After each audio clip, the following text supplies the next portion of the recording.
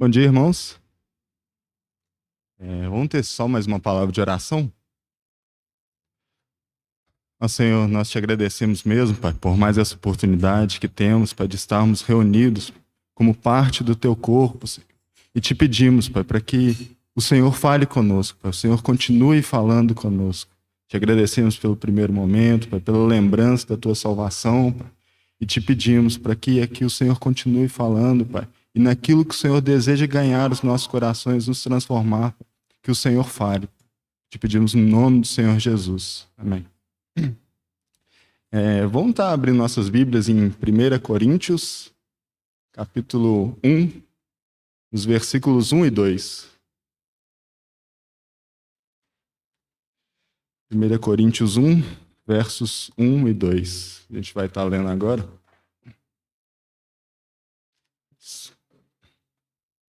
Esses dois versículos falam assim: Paulo, chamado apóstolo de Jesus Cristo, pela vontade de Deus, e o irmão Sóstenes, à igreja de Deus que está em Corinto, aos santificados em Cristo Jesus, chamados para ser santos, com todos os que em todo lugar invocam o nome de nosso Senhor Jesus Cristo, Senhor deles e nosso.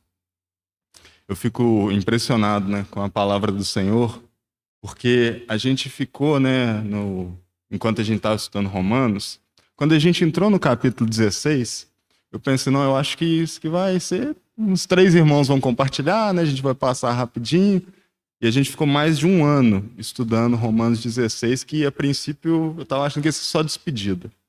E a gente entra aqui em 1 Coríntios, e logo nesse inicinho, o Tarso já trouxe para a gente na semana passada uma exortação ali nos 9 primeiros versículos, e a gente já vê tanta coisa preciosa que existe na palavra do Senhor.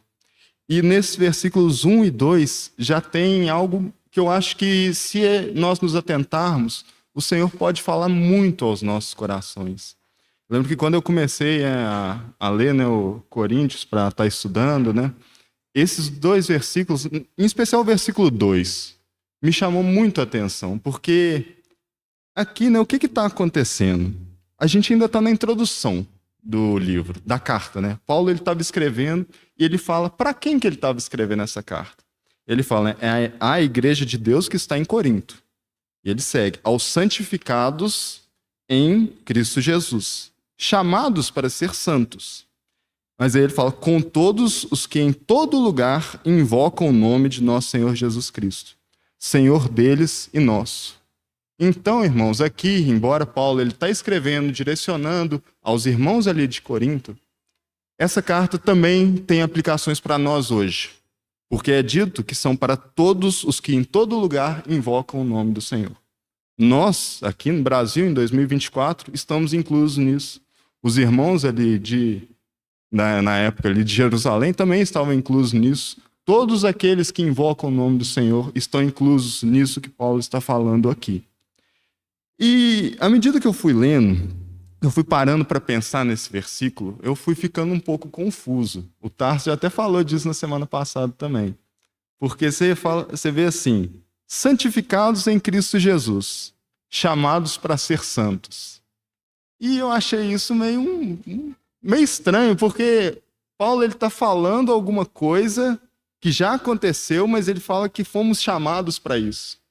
Para mim é como se ele estivesse falando assim, aos purificados que foram chamados para serem puros, ou aos libertados que foram chamados para serem livres. Parece que ele fala algo que aconteceu no passado, mas relacionando a algo do futuro. E eu fiquei muito na dúvida, gente, o que Paulo está falando aqui? Como é que a gente já foi santificado, mas a gente é chamado para ser santo?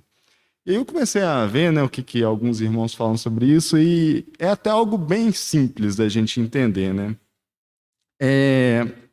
Quando nós cremos no Senhor Jesus, quando nós cremos na obra que o Senhor Jesus fez, que nós fomos lembrados hoje pelo Brian, nós tínhamos uma dívida com o Senhor, porque nós já nascemos em pecado. Então, por nós mesmos não era possível a salvação, porque a Bíblia fala que o salário do pecado é a morte. Então existe uma regra nesse universo, que aquele que peca, ele vai morrer. Então, nós, morrendo pelos nossos pecados, não tinha como a gente se salvar, porque era só o pagamento daquilo que a gente merecia. Mas quando o Senhor Jesus vem, ele se encarna, né? O Deus se encarna, ele vive essa vida, ele é tentado em tudo, mas diferente de nós, o Senhor não peca. E a partir disso, quando o Senhor Jesus morre, ele que não precisava morrer porque ele não tinha pecado, então o salário do Senhor Jesus não seria a morte, mas ele morre por amor e obediência ao Pai, amando a nós. Ali ele toma os nossos pecados e nós podemos ser livres disso, livres da condenação. Então, no momento em que nós cremos nessa obra que o Senhor Jesus fez, nós somos santificados. Ou seja, nós somos separados. Isso é a santificação que já ocorreu. Mas também existe um processo, que é o que eu quero estar tratando com os irmãos hoje, que é esse chamados para ser santos. Quando nós cremos, a partir de crermos na obra do Senhor, é iniciado algo que vai estar conosco durante toda a nossa vida, que é o processo da santificação, que é o que eu desejo trazer para os irmãos hoje. Mas né, o que são esses santos? Né? A gente já viu, né, que são todos aqueles que invocam o nome do Senhor Jesus. Santos não são apenas aqueles que a Igreja Católica canonizou. Santos não são aqueles apenas, né, que escreveram o Novo Testamento. Santos são todos aqueles que creem na obra do Senhor. Então, irmãos, todos nós que aqui estamos fomos chamados para essa vida de santificação, para participarmos desse processo da santificação. E é necessário que haja uma mudança real nas nossas vidas. Porque se nós cremos no Senhor Jesus, nós cremos na obra que ele fez, mas a gente vive da mesma forma que o incrédulo, as coisas estão erradas. E essa mudança que ocorre em nós, ela tem que ser radical. Por exemplo, né? A palavra fala em tudo dai graças. Então, num momento, por exemplo, de que nós estamos nos alimentando, né, nós vamos comer, o incrédulo também passa por isso. Mas existe uma diferença, que ali nós temos que estar vendo o Senhor e dando graças ao Senhor por aquilo. Então, é uma mudança, irmãos, que é radical no nosso viver. Não é algo que a gente vai só crer e a nossa vida vai continuar da mesma forma. Só que o que acontece hoje, infelizmente, é que esse processo da santificação, ele não tem sido tão trazido, né, não é algo que atrai, né, as pessoas, né? Eu já tive algumas experiências de estar conversando com algumas pessoas, por exemplo, né, eu saio, pego um Uber, e muitas vezes eu encontro motoristas que são cristãos, né, e isso é até interessante, e às vezes a gente está conversando, mas a gente vê que o objetivo, né, que algumas pessoas, né, ainda crentes têm, estão naquelas coisas que são terrenas. Né? Elas falam apenas de riquezas, de conseguir bens nessa vida, de estar usufruindo de algumas coisas que esse mundo pode nos oferecer. E a gente acaba vendo que a santificação é algo que tem sido deixado de lado hoje. A justificação talvez até não. Né, eu queria entrar nesse ponto, né, de justificação e de santificação. A justificação é quando nós cremos no Senhor, né, nós fomos justificados dos nossos pecados. Nós fomos tornados justos, não por algo que nós fizemos, como já foi lembrado hoje, mas por algo que foi a obra que o Senhor Jesus fez. Então, ali nós já estamos justificados. Agora, a santificação é diferente. Ela é algo que vai percorrendo conosco toda a nossa vida. E o que é, né, santificação? Eu vi uma definição que eu gostei, vou ler aqui para os irmãos, né, que é: santificação é uma obra progressiva da parte de Deus e também do homem, que nos torna cada vez mais livres do pecado e semelhantes a Cristo. E eu acho que um versículo que pode falar muito aos nossos corações sobre isso é Filipenses 2, versículos 12 e 13. Se os irmãos puderem abrir, vamos estar lendo lá esses dois versículos, bem conhecidos, né, por nós. Filipenses 2, 12 e 13. Lá está escrito assim, Filipenses 2, 12 e 13. De sorte que, meus amados, assim como sempre obedecestes, não só na minha presença, mas muito mais agora na minha ausência, assim também efetuai a vossa salvação com temor e tremor, Pois Deus é o que opera em vós, tanto o querer como o efetuar, segundo a sua boa vontade. Irmãos, a salvação, como já foi dito, ela não é algo que foi feita apenas para que nós nos tornemos livres do inferno.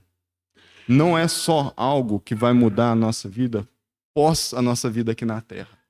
Ela é algo que tem que ser diário. A nossa salvação, ela nos salvou também dos prazeres dessa carne, dos pecados que já existem nesse mundo. Nós não somos chamados para sermos salvos e continuarmos vivendo da mesma maneira. Então, tendo isso em mente, nós temos que ter esses versículos do desenvolver a vossa salvação. E é tão bonito isso que o Senhor, ele não fez a obra. Ele falou, ó, já fui até aqui, mandei o meu filho, ele morreu por vocês, agora vocês se viram, agora é com vocês. O Senhor não fez isso. O Senhor nos ama de tal forma que, em meio à exortação que ele nos dá de desenvolvermos a nossa salvação, um ato humano, ele também está por trás, conduzindo tanto o querer como o efetuar. Isso é obra de um pai amoroso, de alguém que nos ama. E nós temos que ter isso em mente e temos que buscar essa vida. E a santificação, irmãos, ela envolve renunciar a nós mesmos. Talvez não, é até por isso, né, que a santificação é algo que muitas vezes a gente não ouve ser muito falado. Porque isso não é algo popular. Né? Renunciar às suas vontades, né, não fazer aquilo que vai te trazer prazer, não é aquilo que o mundo quer ouvir e muitas vezes não é aquilo que nós queremos ouvir. Nós sendo salvos, a gente não quer ouvir isso. A gente quer fazer aquilo que nos agrada, a gente quer fazer aquilo que nos traz prazer, que nos traz alegria. Mas muitas vezes isso que nos traz alegria, nos traz prazer, são elementos pecaminosos. E a gente tem que fugir disso. Só que existe um risco, irmãos, né, na santificação, a gente entrar em alguns extremos de entendimento, que eu acho que são perigosos e a gente tem que ter conhecimento para fugir deles. O primeiro é achar que a santificação, né, como foi falado, uma obra, né, da parte do homem também, a gente achar que a gente está tentando pagar a Deus pelo que ele fez. E não é isso que acontece. Né? É esse pensamento, né, de pensar, nossa, mas a gente já não foi salvo, né, da lei, a gente já não foi liberto da lei, a gente não tem mais hoje que guardar dias, não tem mais que comer especificamente aquilo que fala na lei, não tem mais que comemorar as festas. E a santificação parece que a gente está retornando a tudo isso, né, porque a gente não pode fazer o que quer, né, a gente tem que seguir ainda alguns mandamentos, mas não é isso. A palavra do Senhor, eu queria ler alguns versículos para a gente estar vendo isso. A palavra do Senhor fala a respeito disso. Vamos ler primeiro Romanos 6. Depois de tantos anos em Romanos, né, a gente volta para Romanos ainda, né? Como essa carta é preciosa. Romanos 6, versículo 18. 6, 18. Vamos ler até o 23, que diz assim: Fostes libertos do pecado e vos tornastes escravos da justiça. Falo como um homem, por causa da fraqueza da vossa carne. Pois assim como ofereceste os vossos membros à escravidão da impureza e da iniquidade para a iniquidade, assim apresentai agora os vossos membros para servirem à justiça, para a santificação. Quando erais servos do pecado, estáveis livres da justiça. E que fruto tinhas então das coisas de que agora vos envergonhais? Pois o fim delas é a morte. Agora, porém, libertos do pecado e feitos servos de Deus, tendes o vosso fruto para a santificação e, por fim, a vida eterna. Pois o salário do pecado é a morte, mas o dom gratuito de Deus é a vida eterna em Cristo Jesus, nosso Senhor. Vamos agora para Gálatas 5. Gálatas 5:13.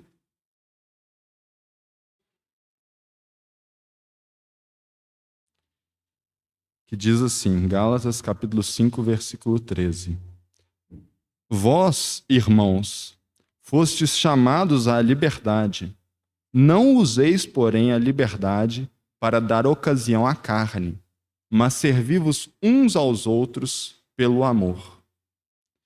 E agora um último, para a gente ver essa parte, 1 Pedro 2,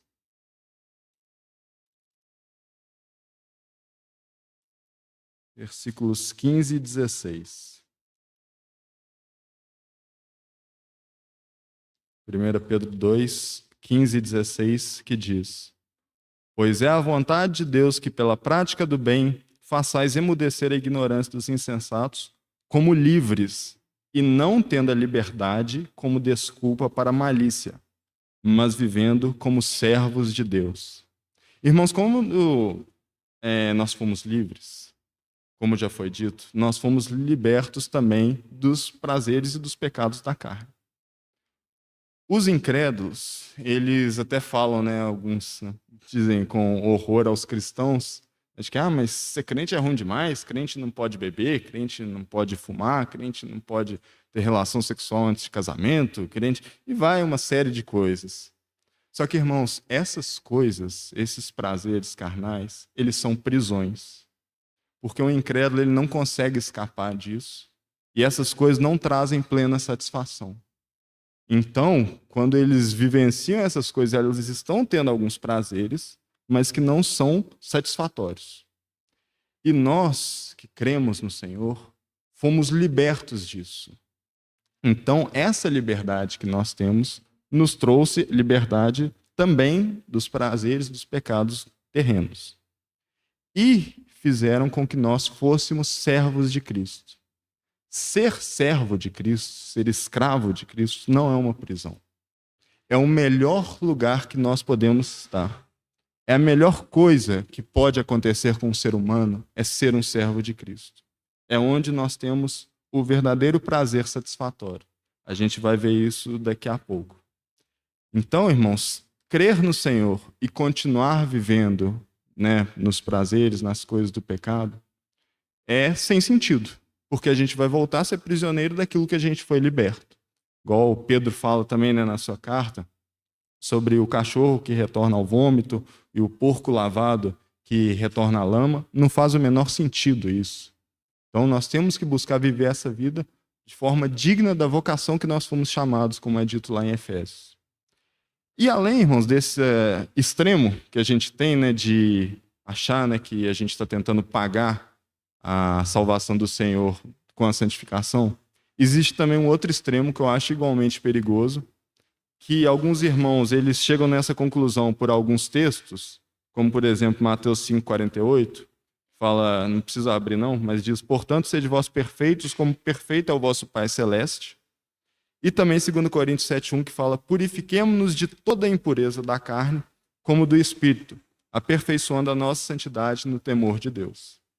Alguns irmãos pegam textos assim e entendem que, com a santificação, nós vamos atingir ainda nessa vida um estado de perfeição.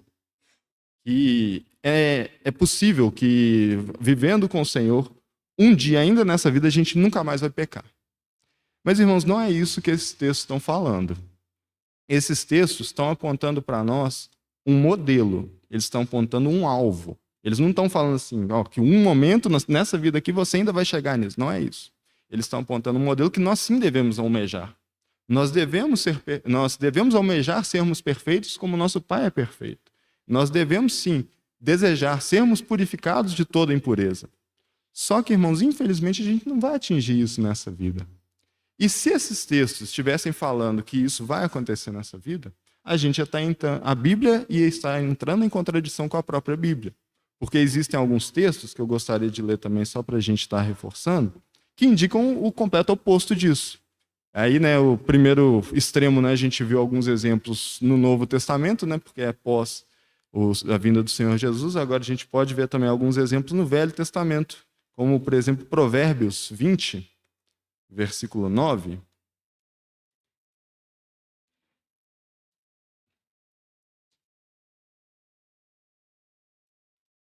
Provérbios capítulo 20, versículo 9, diz assim: quem pode dizer, purifiquei o meu coração, estou limpo do meu pecado? A gente também tem Eclesiastes, né, um pouquinho aí para frente, capítulo 7, no versículo 20 de Eclesiastes 7, que é dito, não há homem justo sobre a terra, que faça o bem e nunca peque. E aí, depois da vinda do Senhor, os irmãos os apóstolos continuavam afirmando essa ideia.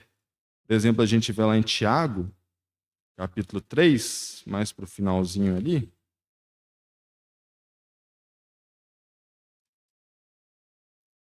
em Tiago 3, verso 2, é dito, né, só o comecinho dele, né, que é um versículo bem conhecido também, que diz: todos tropeçamos em muitas coisas. E por fim, né, nessa parte, um versículo que eu acho muito bonito o Senhor ter deixado para nós também, que é 1 João, capítulo 1, versículos 8 a 10. 1 João 1, 8 a 10 diz: se dissermos que não temos pecado nenhum, enganamo-nos a nós mesmos, e não há verdade em nós. Se confessarmos os nossos pecados, ele é fiel e justo para nos perdoar os pecados e nos purificar de toda injustiça. Se dissermos que não pecamos, fazemo-lo mentiroso, e a sua palavra não está em nós. Então, irmãos, esses versículos, né, e muitos outros que existem, eles podem mostrar para a gente que a vida de perfeição, uma vida sem pecado, infelizmente não vai ser atingida nesse momento, né, na nossa vida terrena. Enquanto estivermos nesse processo de santificação, infelizmente nós ainda iremos cair. Mas isso não deve ser algo que a gente pega e fala: ó, se eu vou cair mesmo, então vão cair, né? Tá tudo liberado. Não é isso. Nós devemos almejar aquilo que o Senhor Jesus disse, de sermos perfeitos. Nós devemos desejar ser purificados de toda impureza. E quando acontecer de nós cairmos, que vai acontecer, é como é dito aqui em 1 João, nós temos um advogado junto ao Pai. Nós temos que confessar os nossos pecados. Desculpa. Então, irmãos, eu creio que a gente tem que ter firme essas duas questões, esses dois extremos, né, com relação à santificação. Nós não estamos tentando pagar a salvação do Senhor Jesus e nós também não vamos atingir um estágio de perfeição ainda nessa vida. Com essas duas coisas em mente, eu acho que a gente chega numa conclusão que pode ser bem interessante.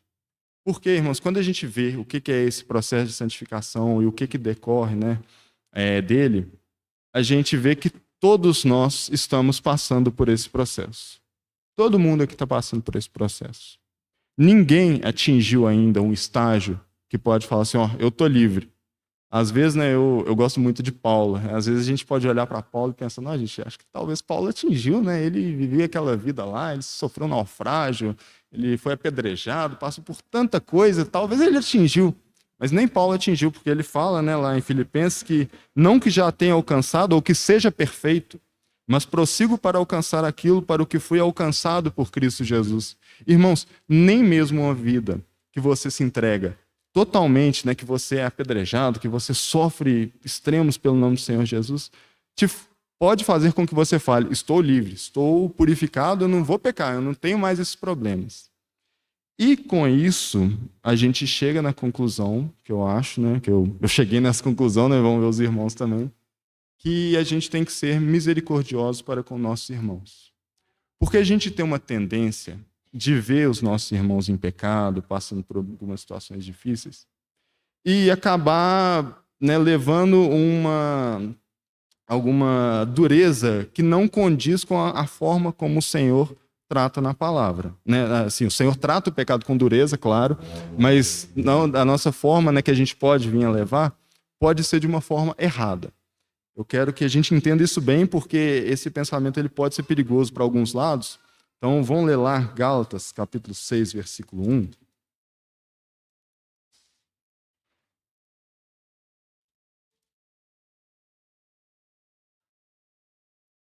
Gálatas 6, 1.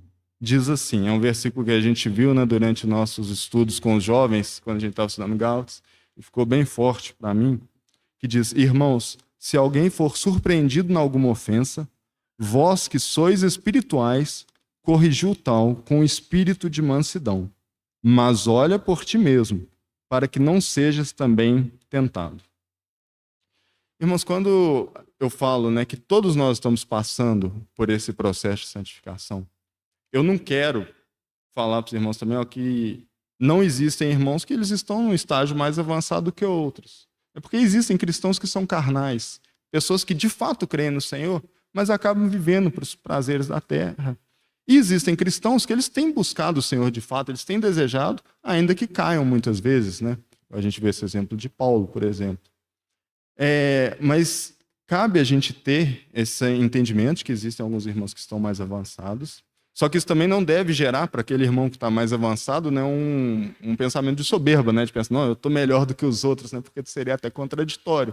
Ele está caminhando nesse processo e achar que ele é melhor do que os outros, né, mais digno, ou ele tem pago a salvação dele, né, seria meio que como aquele fariseu, né, na parábola que o Senhor conta do publicano, que ele ora de si para si mesmo, fala, não, graça te dou, Senhor, porque eu não sou como esse aqui, né, eu jejuo, eu dou o dízimo, eu faço isso e aquilo. Então o processo de santificação não pode nos levar para esse ponto. Mas é necessário que nós entendamos que todos nós, sendo avançados no processo ou não, estamos correndo o risco de pecar. Há alguns anos eu li um livro que eu acho maravilhoso, eu recomendo a todos os irmãos caso desejem, que chama Graça Extravagante, é de uma irmã, chama Bárbara, o sobrenome dele é R, eu não sei o que é o R, Bárbara do Guide. E para mim foi um livro muito bom. A autora, né, a irmã, ela fala sobre como o Senhor ele se revela ainda nos nossos pecados, né? A gente consegue conhecer do Senhor através dos nossos pecados também. E lá no livro ela conta, né, algumas questões de pecado, né, que aconteceu onde ela congrega, ela conta do dela. E ela fala que o pecado que ela lutava assim, mais forte era a gula. E ela fala que ela não conseguia resistir aos biscoitos ingleses. E eu lembro que quando eu li isso, eu pensei, não, gente, eu queria que essa fosse minha luta. Porque, primeiro, eu não estou na Inglaterra, então eu não ia ter os biscoitos ingleses. Então seria fácil para mim, não é algo que eu teria dificuldade. Só que, irmãos, isso é um pensamento muito errado. Porque isso, a gente acaba menosprezando a luta que os nossos irmãos estão tendo. Como nós vimos, todos os irmãos estão passando por batalhas, por luta contra pecados. E às vezes a gente é mais forte em alguma coisa, né? Igual a gente viu quando estudamos Romanos sobre os fortes e fracos, que eles entram também nessas questões de pecado, né? E há irmãos que alguns pecados não os atraem, né? E outros atraem, mas naqueles que são fortes em alguma coisa, em outras coisas eles serão fracos. Mas a gente pode ter uma tendência a, naquilo que a gente é forte, a gente olha para o nosso irmão que cai e fala, mas não é possível, como é que você cai nisso? Isso é algo tão basilar, e acaba levando um peso que é ruim para o irmão. E da mesma forma a gente vê, né, ali algum pecado que a gente é fraco também, a gente fica, não, irmão, não, mas isso aí é isso mesmo, né, tem que lutar, é difícil. E não é isso que o Senhor está nos chamando, né? O Senhor nos chama a um auxílio mútuo. Mas a gente tem que ficar bem atento que ser misericordioso e ter compaixão não significa tampar os olhos para o pecado. A gente leu aqui Gálatas 6, que fala, vós que sois espirituais, exortai o tal com o espírito de mansidão. Então, se nós vemos irmãos em situação de pecado, né, que for surpreendido em pecado, é dever do cristão estar exortando esse irmão, estar levando a correção e falando, ó, isso não condiz com o cristão, não condiz com aquilo que o Senhor deseja, então é necessário que você busque uma forma de parar. É necessário que nós auxiliemos o nosso irmão nessas questões com amor e misericórdia. Como foi dito lá em Gálatas 6, né? Corrigiu tal com espírito de mansidão. E também, compaixão e misericórdia não é oposto à disciplina. Eu acho que isso tem que estar bem firme para a gente. A disciplina é um dos atos de mais compaixão que eu acho que um cristão pode ter com o outro. Por quê? Ele vê que o irmão está numa situação que ele não sai, ele não quer sair, e ele tem tanto amor pelo irmão que ele é capaz de se afastar dele para que o Senhor mostre para ele que a situação dele está errada. Então, né, o que acontece nessa questão de alguns momentos a gente exorta e alguns momentos a gente afasta? Né? Existem, né, irmãos, quando eles pecam, né, é aquela questão que a gente já viu quando a gente estudou com relação a esse tema. Né? Primeiro chega um e fala com esse irmão, se esse irmão se arrepender, está resolvido. Mas existem algumas questões, né, que alguém pode chegar para a gente e falar, né, isso aí que você está vivendo é pecado, não pode, está na palavra, mostrar para a gente texto, a gente fala, não quero saber, não estou nem aí para isso. Mas aí outros irmãos chegam também, a gente, não é não, tá tudo bem. Nesses momentos, há necessidade da disciplina para que o irmão permaneça nesse caminho da santificação. Porque se ele viver crendo que aquilo que ele está fazendo é correto, não é algo antibíblico, ele vai permanecer naquilo e ele vai viver da mesma forma que o incrédulo. Então, irmãos, a disciplina, a repreensão a um pecado, né, que o melhor dos casos é quando o irmão ouve essa repreensão e se arrepende, né, mas a disciplina que pode vir a ocorrer não é contraditório com relação à compaixão e com relação à misericórdia. É algo que nós temos que ter firmes e não podemos tampar os nossos olhos para com os pecados, e quando os irmãos vierem nos chamar a atenção por algumas coisas, nós não devemos também falar que está tudo ok. Não é isso. O processo da santificação não é nós vivemos de acordo com a forma que nós queremos. E aí nós chegamos agora num outro ponto que eu acho que é bem relevante. A gente viu o que é a santificação, tem visto, né, algumas coisas que decorrem desse processo. Aí a gente entra, né, como que a gente vai ser santificado? E aqui, irmãos, eu acho que cabe a gente estar refletindo com relação ao nosso viver, com relação ao nosso dia a dia. Porque não apenas, né, os incrédulos, mas também nós temos uma tendência não, a nossa vida é buscando prazer em alguma coisa. Por exemplo, aí os jovens me perdoem que eu vou dar o mesmo exemplo que eu dei ontem, mas, por exemplo, a gente vai num restaurante, num self-service. Por que eu escolho pegar aquilo que eu pego? É algo até bobo a gente pensar, mas por que eu pego? É porque eu gosto, né? Então, assim, algo que justifica algo básico que eu faço é um prazer que eu vou ter. É o prazer ali naquela comida, é um prazer que o meu paladar vai receber ao degustar aquilo.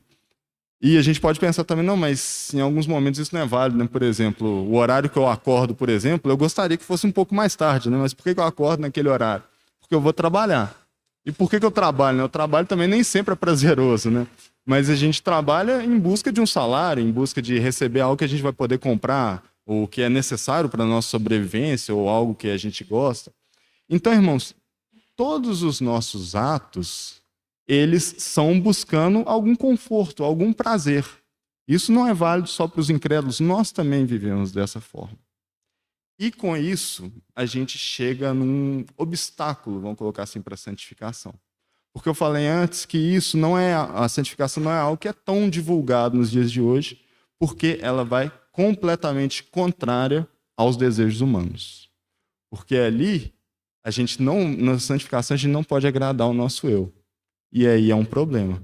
Porque no Salmo 51 é dito que fui nascido em iniquidade e em pecado me concebeu minha mãe.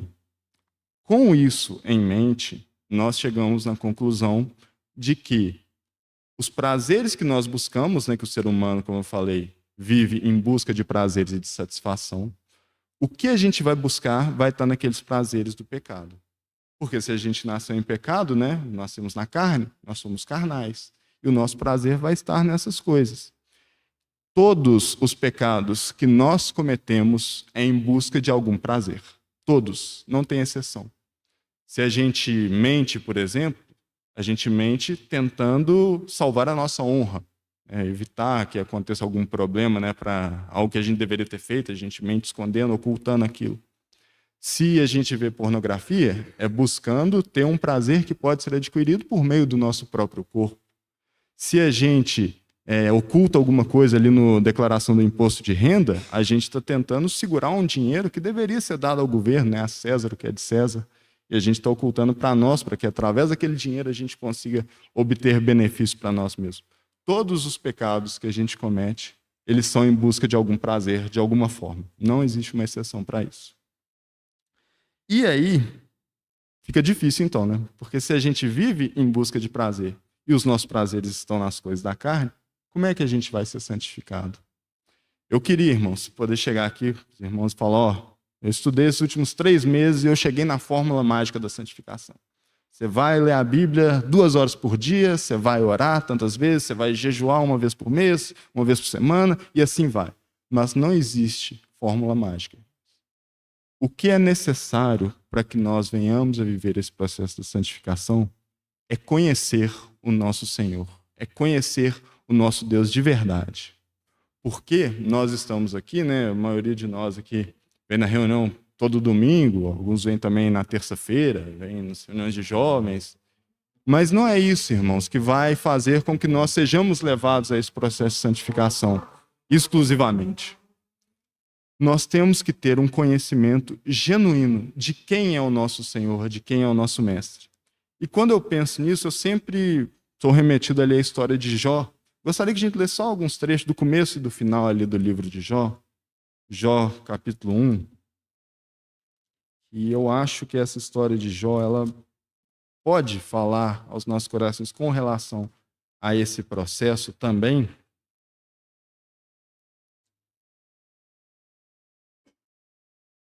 Jó capítulo 1, versículos 1 a 5. É dito que havia um homem na terra de Uz, cujo nome era Jó. Este homem era íntegro e reto, temia a Deus e se desviava do mal. Nasceram-lhe 7 filhos e 3 filhas. Possuía ele 7.000 ovelhas, 3.000 camelos, 500 juntas de bois e 500 jumentas, e tinha também grande número de servos. Este homem era maior do que todos os do Oriente. Iam seus filhos à casa uns dos outros e faziam banquetes, cada um por sua vez, e mandavam convidar suas 3 irmãs para comerem e beberem com eles. Terminados os dias de seus banquetes, Jó os chamava e os santificava, levantando-se de madrugada, oferecia holocaustos segundo o número de todos eles, pensando: talvez os meus filhos tenham pecado e blasfemado contra Deus no seu coração. Assim fazia Jó continuamente. Jó, irmãos, é dito que ele era temente, não tinha alguém semelhante a ele ali. Ele temia muito ao Senhor e ele se esforçava bastante, né? Pensando que ele levantava de madrugada para oferecer sacrifício, pensando: não, talvez algum filho meu tenha pecado. Ele era um homem que ele tinha um conhecimento de Deus. E a história segue, né? Dito ali que um dia os filhos de Deus, né, vão ali prestar contas ao Senhor, né? Tão legal essa história, né, que a gente consegue ver uma frestinha ali, né, de como as coisas acontecem no céu. E a gente vê que Satanás está entre eles. E aí o Senhor, surpreendentemente, né, fala: observaste meu servo Jó? Não há homem segundo ele, conforme ele, né, nessa terra, íntegro e justo. E aí Satanás responde: não, mas você também, né, dá tudo que ele quer, tem multiplicado os bens dele, tem feito tudo para ele. E aí o Senhor fala para ele: ó, então você pode ir lá tocar, né, nas coisas dele, mas não pode tocar na vida. Né, Jó vai lá, e Satanás vai, mata os filhos de Jó, ele vai e derruba, né, a casa ali sobre eles, né, tira ali todos os bens que Jó tinha. Fica só Jó ali, a esposa dele ainda dá conselhos estranhos ali para ele, né? Amaldiçoa teu Deus e morre. Mas é dito que em tudo isso Jó não blasfemou contra Deus. Ele permanece íntegro. Chega ali um outro momento, né, que de novo os filhos de Deus vão encontrar ali, Satanás vai junto, vão prestar contas, aí o Senhor de novo fala: você observou meu servo Jó, né? Apesar de tudo que você fez e me incitou contra ele sem motivo, ele permanece justo. Aí Satanás fala: não, pele por pele, né? Dá uma doença para ele e você vai ver que ele não vai blasfemar contra você. Aí o Senhor permite que Satanás faça isso, Satanás vai lá, Jó ele fica completamente falido, sem nada, e ainda fica doente. E aí, né, tem a história, né, do capítulo 3 até ali o capítulo 38, os amigos dele vão, eles ficam falando, né, acusando Jó, falam que ele fez alguma coisa contra Deus, não é possível isso tudo que aconteceu. Até que chega ali no capítulo 38, o próprio Deus se revela, o próprio Deus começa a falar ali com Jó. E no capítulo 42, que eu gostaria que os irmãos abrissem, 42, vamos ler aqui do 1 ao 6.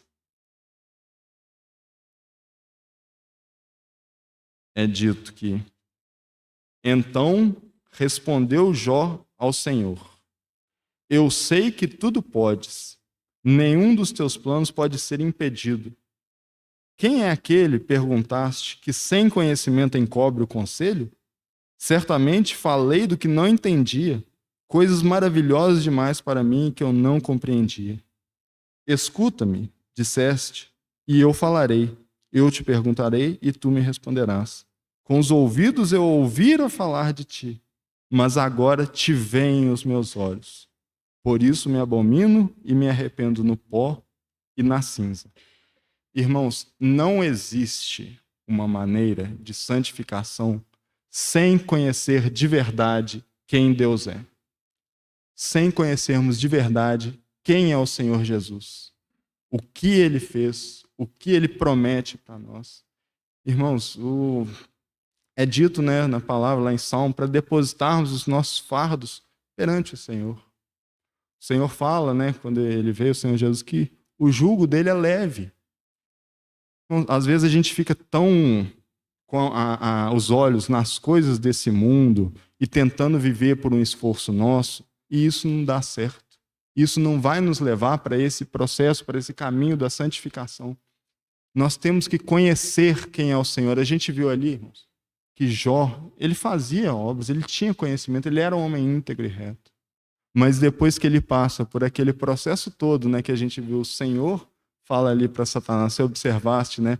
E acontece tudo o que acontece no livro, Jó fala, agora os meus olhos te veem. E é necessário que nós vivamos essa experiência também, de ter sido salvos e conhecermos o Senhor de verdade, com os nossos olhos. Por quê? Lá em... Vamos abrir mais um texto aí, Atos 26. Irmãos, até me desculpem, né, lendo uma vasta quantidade de texto, porque eu acho que tem que ficar bem firme que aquilo que tem sido dito, né, é com alguma justificativa na palavra. Eu acho que é válido os irmãos verem, né, com base no que eu estou trazendo essas reflexões. E lá em Atos 26, versículo 15, é dito, né, vamos ler aqui do 15 ao 18. Que fala, disse eu, aqui não é só um contexto, né, contextualizando. Paulo, ele está ali perante Agripa, né, ele foi chamado para poder falar, né, o tumulto que tinha acontecido lá em Jerusalém, né, ele está contando ali a história dele, ele vai falar aqui sobre a conversão dele. E aí no versículo 15, Paulo fala assim, disse eu, quem é, Senhor? Isso depois, né, que veio ali a luz sobre ele. E aí o Senhor responde, eu sou Jesus a quem tu persegues. Agora levanta-te e põe-te em pé. Eu te apareci por isto, para te fazer ministro e testemunha tanto das coisas que tens visto, como daquelas pelas quais te aparecerei ainda. Eu te livrarei deste povo e dos gentios a quem agora te envio, para lhes abrir os olhos e das trevas os converter à luz, e do poder de Satanás a Deus, para que recebam perdão dos pecados e herança entre aqueles que são santificados pela fé em mim. Agora, um outro texto, em 1 Coríntios mesmo, ainda no capítulo 1, provavelmente mais para frente a gente vai ver irmãos falando sobre ele também. 1 Coríntios 1, versículo 30, no final desse capítulo. É dito, né? Também uma carta, Paulo escreve, é dito, quanto a vós, porém, sois dele em Jesus Cristo, o qual para nós foi feito por Deus sabedoria e justiça e santificação e redenção. Irmãos, a nossa santificação é o Senhor Jesus. Não existe um outro caminho. Não vai ser aquilo que a gente acha que a gente tem que fazer para conseguir viver uma vida de santidade. Não vai ter uma regrinha mágica, um passo a passo para a gente atingir a santificação. É conhecer o Senhor. E às vezes nos falta, falo por mim, me falta muito isso. Porque tantas vezes, né, no dia a dia, né, quando tem um momento, eu prefiro buscar tantas outras coisas ao invés do Senhor. E se eu tiver uma vida que eu busco pelos meus interesses, como é que eu vou conhecer o Senhor? Como é que eu vou querer viver essa vida de santidade? Como é que eu vou querer renunciar aos meus desejos? Porque, como foi falado, os prazeres desse mundo, eles nos satisfazem de forma temporária, né? Eles nos atraem e satisfazem de uma forma bem temporária. E se a minha vida está pelas coisas do mundo, é isso que eu vou buscar. Porque a minha mente vai chegar na conclusão de que vão ser essas coisas que vão me satisfazer. Isso, mesmo eu vindo às reuniões aos domingos, isso mesmo eu lendo a Bíblia, talvez de uma forma, de qualquer maneira, mesmo assim, existe esse risco de eu estar ouvindo das coisas do Senhor, mas não conhecê-lo. É necessário que os nossos olhos vejam o Senhor, porque assim nós vamos desejar a santificação. É nele que nós temos que depositar a nossa fé, porque ele é a nossa santificação.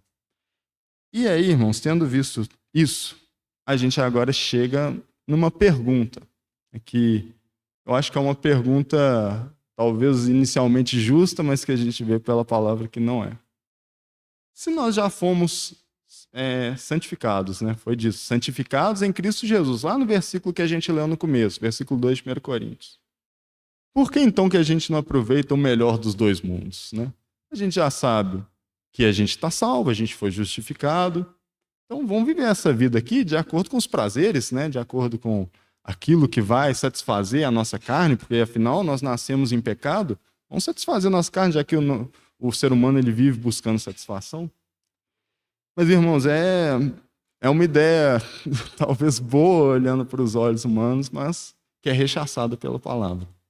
A gente vê lá em Romanos 6, né, que Paulo fala: permaneceremos nós no pecado para que a graça abunde? De forma nenhuma.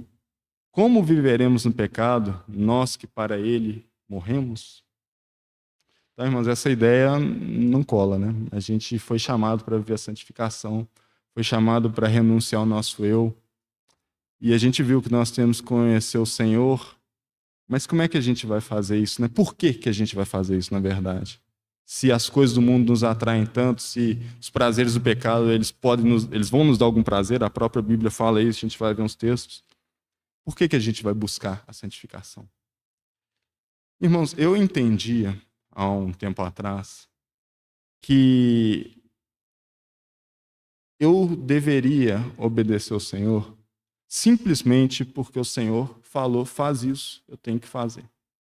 Então eu entendi que a minha luta era com relação a: tem um pecado aqui que está me atraindo muito, mas eu vou ter que ter uma força de vontade gigantesca para eu não ir para esse caminho. Eu fiquei muito tempo pensando que a vida cristã era assim, era uma questão de força de vontade. Você, não posso isso, eu tenho que ir para aquele caminho, o Senhor falou que é aquilo, eu tenho que ir para aquilo. Mas, irmãos, não é. O que vale muito na vida humana, né, os nossos pensamentos, né, os irmãos podem parar para refletir isso depois, é com relação à nossa motivação. O que nos motiva a fazer o que a gente faz? Eu trouxe, né, anteriormente o exemplo ali do self-service, né? Por que eu sirvo aquilo que eu sirvo no meu prato? Porque aquilo me traz prazer. E aí, a gente pode pensar, né? Por exemplo, eu gosto muito de pizza. Eu acho que muitas pessoas gostam de pizza, né?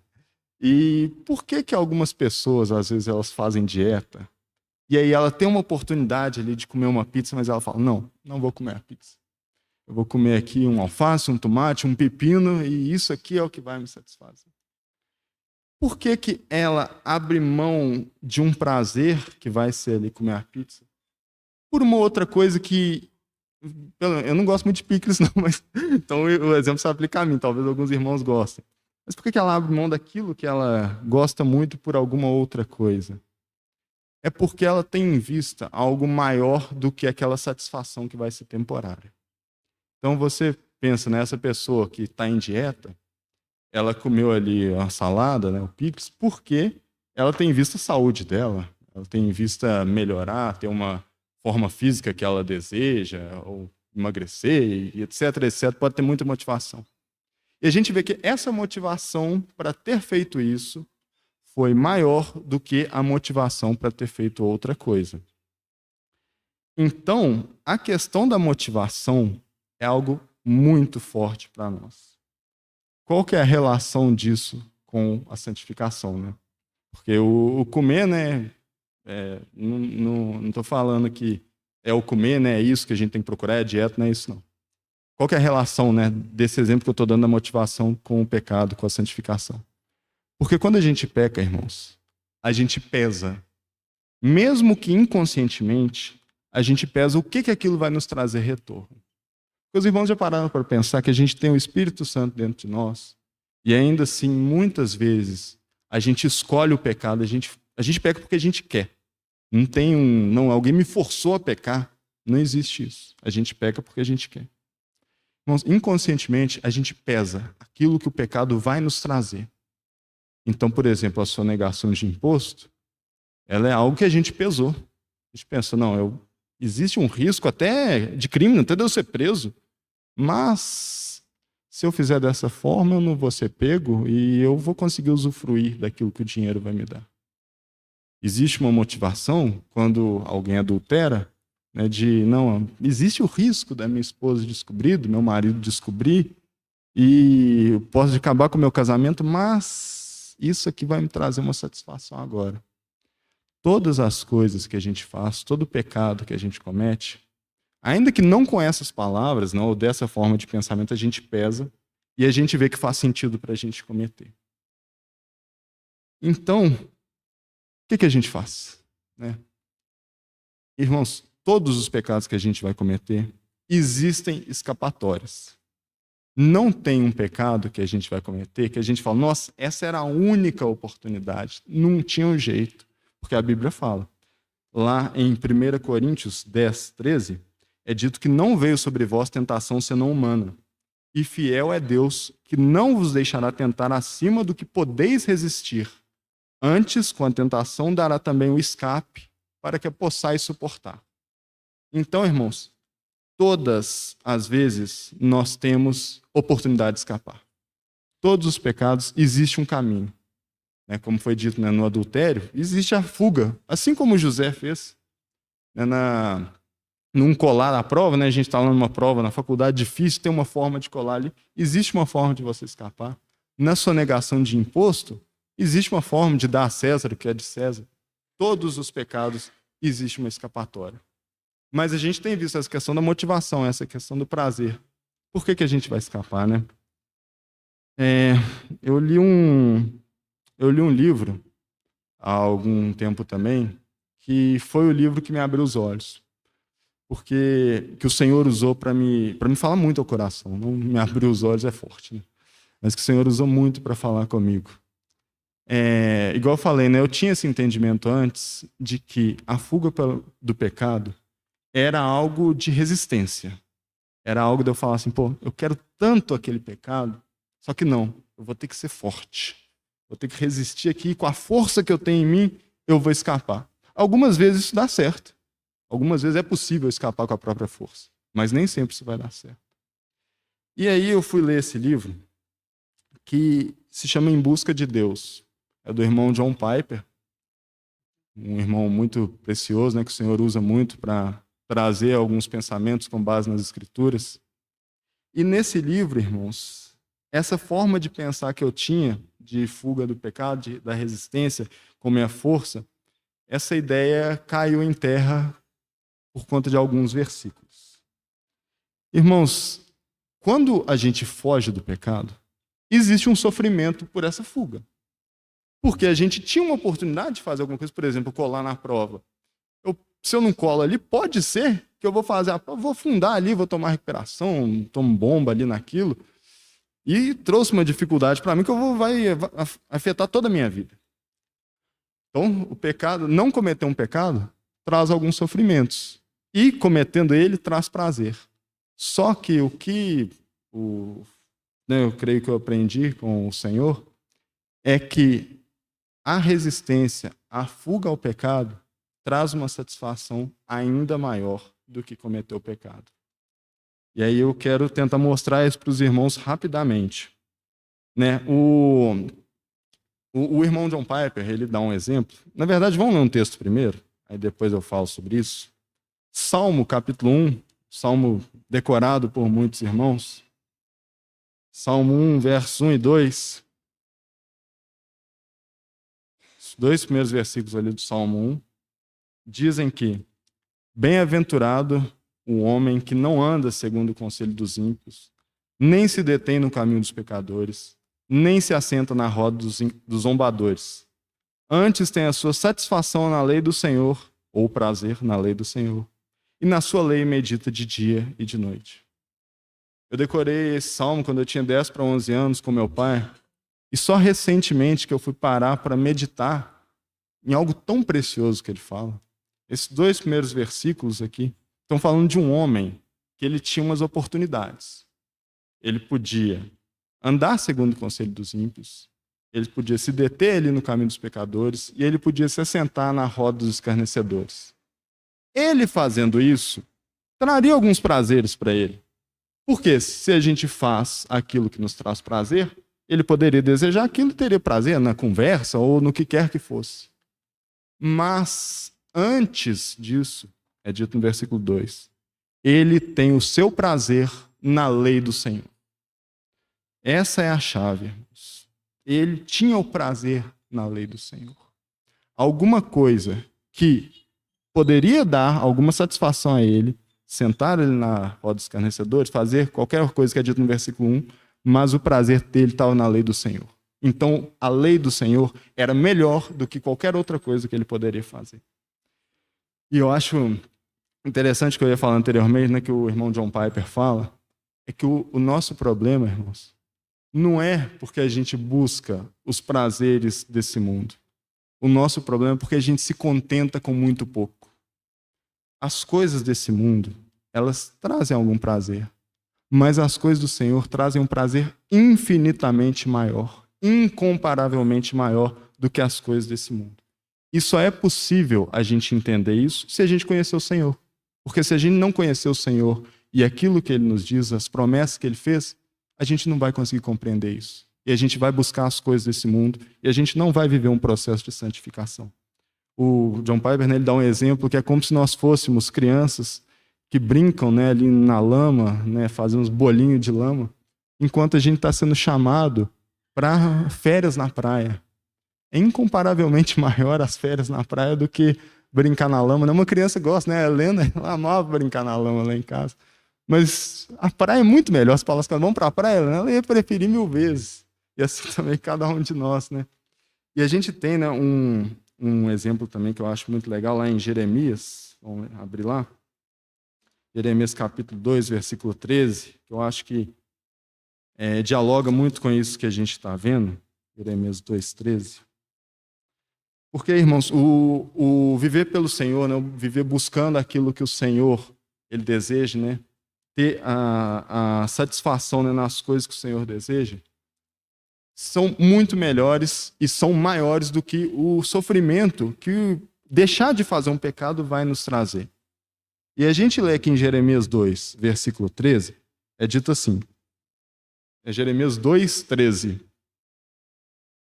é dito: o meu povo, isso é o Senhor falando, o meu povo fez 2 maldades. A mim me deixaram um manancial de águas vivas e cavaram cisternas rotas. Mas o que está acontecendo aqui? Qual que é o problema do povo de Israel aqui? Eles deixaram um manancial de águas. E eles deixaram um manancial de águas para buscar água. Olha que loucura. Eles foram procurar em cisternas que não tinham nada. Irmãos, o nosso problema é que por mais que nós seres humanos vivemos essa vida em busca de satisfação, de prazer, a gente busca nas coisas erradas. A gente busca naquilo que o mundo fala que é satisfação, naquilo que o mundo fala que é prazer. E a gente deixa o Senhor. Olha a loucura que estava sendo cometida aqui. O Senhor Deus é o manancial de águas. Ele é a fonte de água. E ele foi abandonado para que fosse buscada cisterna. Uma cisterna que não tem água. A mesma coisa que o Senhor dava, muito maior, a mesma coisa não, muito maior do que poderia ser encontrado ali na cisterna rota, o Senhor estava dando. E foi dito não. E a gente faz isso, irmãos. Eu faço isso. Muitas vezes a gente procura nas coisas desse mundo a satisfação e não vai ser encontrado. A gente vai ter um prazerzinho ali, mas não vai, é incomparavelmente menor esse prazer em relação àquilo que o Senhor está nos oferecendo. As pessoas do mundo, irmãos, elas podem até falar, não, eu tenho muita alegria nessas coisas, né, em viver uma vida com droga, viver uma vida com bebedice, orgias e seja o que for, mas elas são vazias, porque as cisternas que elas buscam são rotas. Elas não buscam a fonte de água viva que é o Senhor. E a gente tem que aprender com essa história, irmãos.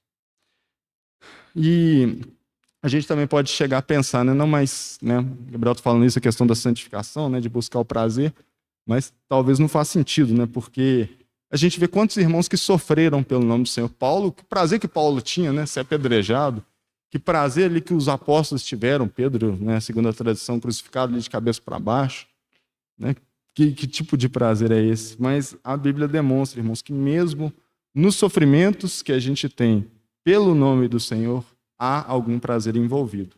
Vamos abrir ali em Hebreus.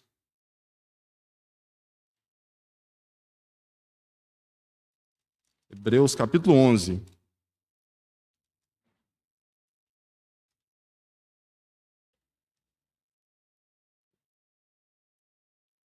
Hebreus 11, versículo 24. É dito que, Hebreus 11, vão ler do 24 ao 26. Pela fé, Moisés, sendo já homem, recusou ser chamado filho da filha de Faraó, escolhendo antes ser maltratado com o povo de Deus do que por algum tempo ter a alegria do pecado. Teve por maiores riquezas o desprezo de Cristo do que os tesouros do Egito. Então a gente viu muito sofrimento. Mas por quê? Porque tinha em vista a recompensa. Então, irmãos, mesmo Moisés, que abriu mão de tudo que ele tinha ali, de ser chamado filho da filha de Faraó, de usufruir de prazeres, a Bíblia mostra claramente que ele teria satisfação, teria prazer em algumas coisas ali. Ele abre mão daquilo nessa vida terrena, mas ele tem em vista alguma coisa muito maior. Ele tem em vista a recompensa. E esse é um problema nosso, irmãos. Muitas vezes a gente sabe que o Senhor, ele promete algumas coisas, mas não é uma realidade para a gente, porque os nossos olhos não viram o Senhor. A gente vai e acha que as coisas desse mundo vão nos satisfazer e, conforme a Bíblia fala, alguma coisa, né, algum prazer até dá, mas não é um prazer satisfatório. E essa busca pelo prazer que eu estou falando aqui, né, ela não é algo exclusiva para momentos de que a gente tem uma dificuldade, né? Será que o pecado aqui está se oferecendo para mim? Não vou escolher essa outra coisa. Essa vida do sofrimento, ela vem na vida cristã como um todo, não só nos momentos de pecado. O Senhor, ele falou para isso, né, que a gente teria dificuldades nesse mundo, né, mas a gente teria que ter bom ânimo, porque ele venceu o mundo. E a gente pode pensar, não, mas então talvez essa questão da satisfação, né, que a gente vai ter vai ser só num momento de pecado ali, que a gente vai ver que tem um outro prazer, né, que o Senhor nos oferece que é maior. Mas não, isso é para todo o tempo, irmãos. A gente pode ver um pouquinho na frente aí em Hebreus também, 12, versículo 2, o nosso maior exemplo, o nosso mestre. É dito assim, Hebreus 12, 2. Olhando firmemente para Jesus, autor e consumador da nossa fé, o qual, pela alegria que lhe estava proposta, suportou a cruz, desprezando a afronta, e está sentado à direita do trono de Deus. Irmãos, o Senhor Jesus, ele estava para passar pela maior injustiça que aconteceu na história da humanidade. Ele estava para ter muita dor, como o Brian acabou de lembrar. Mas ele tinha em vista a alegria, né, a obediência ao Pai. Ele sabia que nós seríamos salvos, né? Ele faz essa oração ali antes, né, ali no Getsemane. O Senhor tinha em vista essa alegria que estava proposta. E assim, irmãos, em qualquer situação da nossa vida, que a gente pensa, nossa, mas a santificação é um caminho muito difícil, né? A gente vai abrir mão da gente, não vai ter nada em troca, a gente tem que fazer por uma força de vontade, não é isso. É conhecer o Senhor, porque a gente vai ver que as promessas do Senhor são muito melhores do que as promessas do pecado. Irmãos, eu não estou falando aqui também que, é fácil, é um caminho facílimo. É só os irmãos entenderem que vai ser resolvido. Não é isso, né? Aqui em Hebreus mesmo a gente lê que a gente tem que resistir até o ponto de derramar o próprio sangue. Mas é um caminho que é colocado para todos os cristãos. É um caminho de vida para com o Senhor. E é um caminho que, sim, vai nos trazer a verdadeira recompensa, vai nos trazer a verdadeira alegria. Também em Hebreus, né, um pouquinho à frente aí de onde nós lemos, é dito que sem santificação, ninguém verá o Senhor. Ninguém. A santificação é um caminho que todos os cristãos estão chamados para passar. Todos nós vamos ter que passar por isso, irmãos. E nós devemos buscar esse caminho, mesmo que nos leve sofrimento nessa vida aqui na Terra, mesmo que nos leve a alguns desgostos, a sermos abandonados, né, no trabalho, pelas pessoas do mundo. Às vezes até pode gerar ruptura entre os irmãos, né? Eu dei o exemplo da disciplina, né? Alguns entendimentos divergentes podem vir a gerar alguns problemas, né, entre nós, mas é um caminho que traz satisfação, irmãos. E a palavra nos exorta a viver essa vida de buscar a satisfação no Senhor. Em Filipenses 4:4 é dito pelo Espírito Santo através do irmão Paulo: regozijai-vos sempre no Senhor. Outra vez digo, regozijai-vos. Irmãos, busquemos essa vida. Busquemos a santificação. Porque é só nesse caminho que nós podemos ter a plena satisfação em Deus. Então, que o Senhor nos abençoe e nos conduza nesse viver.